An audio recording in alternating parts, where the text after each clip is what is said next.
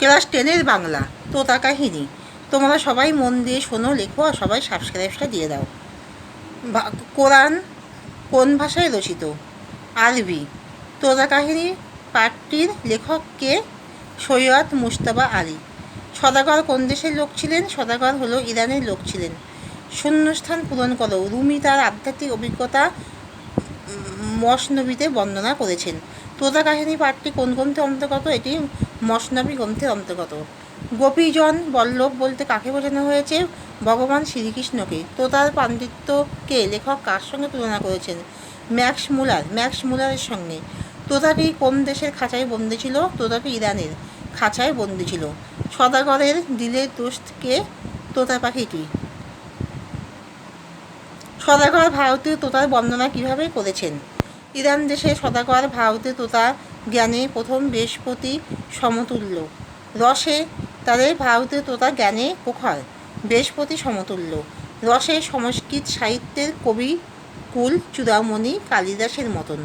সৌন্দর্যে রুথলফ ভ্যালেন্টিনোর মতো এবং পাণ্ডিত্যে অসাধারণ পণ্ডিত ম্যাক্সমূলারের মতো।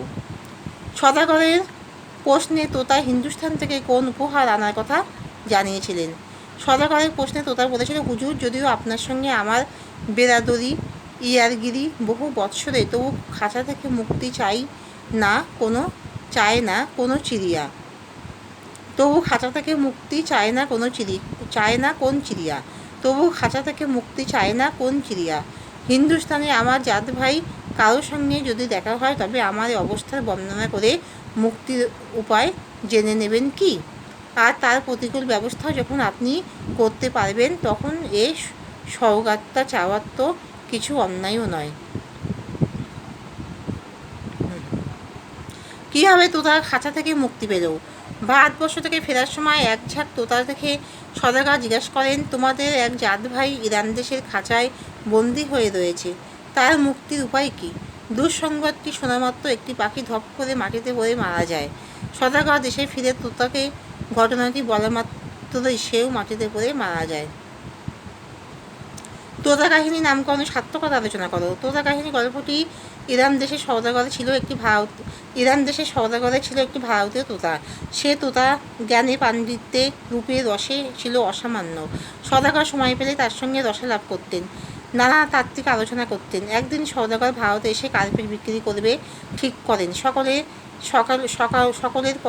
সাথে তোতাকেও জিজ্ঞেস করে ভারতবর্ষ থেকে তার জন্য কী আনবে। তোতা বলে সে মুক্তি চায়। সদাগর ভারত এসে তোতার কথা ভুলে গেলেও হঠাৎ একদিন বনের ভিতর এক ঝাঁক তোতা পাখি দেখে তার মনে পড়ে এবং সে চাচিয়ে বলেন, তোমাদের একজন তোতা খাঁচায় বন্দি হয়ে আছে। কোনো পাখি উত্তর দেয় না। শুধু দুঃসংবাদটি একটি পাখিকে আঘাত করে, সে মাটিতে পড়ে মারা যায়। বাড়িতে ফিরে তোতার সঙ্গে দেখা করে যখন সেই কথা বলে, তিনি অস্বস্তিতে পড়ে যান। তোতার মুখোমুখি হওয়ার পর ভারত থেকে আনার খবরই বলে ফেলে এবং তাই শুনে তোতাতেও মাটিতে পড়ে মারা যায়। সদাগর হাই করে ওঠেন, বোকার মতো কাজ করেছেন ভেবে আফসোস করতে থাকেন। পাগলের মতো আচরণ শুরু করেন। সদাগর চোখের জল মুছতে খাঁচা খুলে তোতাকে বের করে আঙিনায় ছুঁড়ে ফেলেন। মাটিতে পড়ে তোতা ফুরুত করে উড়ে গিয়ে বাড়ির ছাদে বসে। সদাগর তাজ্জব হয়ে তোতার দিকে তাকিয়ে থাকেন। তিনি এর অর্থ বুঝতে পারলেন না। তখন তোতা গম্ভীর হয়ে বলে, হিন্দুস্তানে যে তোতা তার দুর্ভাগ্যের খবর পেয়ে মারা যায়, সে আসলে মরেনি, মরার অভিনয় করে তাকে খবর পাঠালো। সেও যদি মরার ভান করে তবে খাঁচা থেকে মুক্তি পাবে। আলোচ্য ঘটনার পরিপ্রেক্ষিতে তোতা কাহিনী নামকরণের সার্থকতা ও যথার্থতা এখানে বিচার্য হয়েছে। এখানেই শেষ করলাম।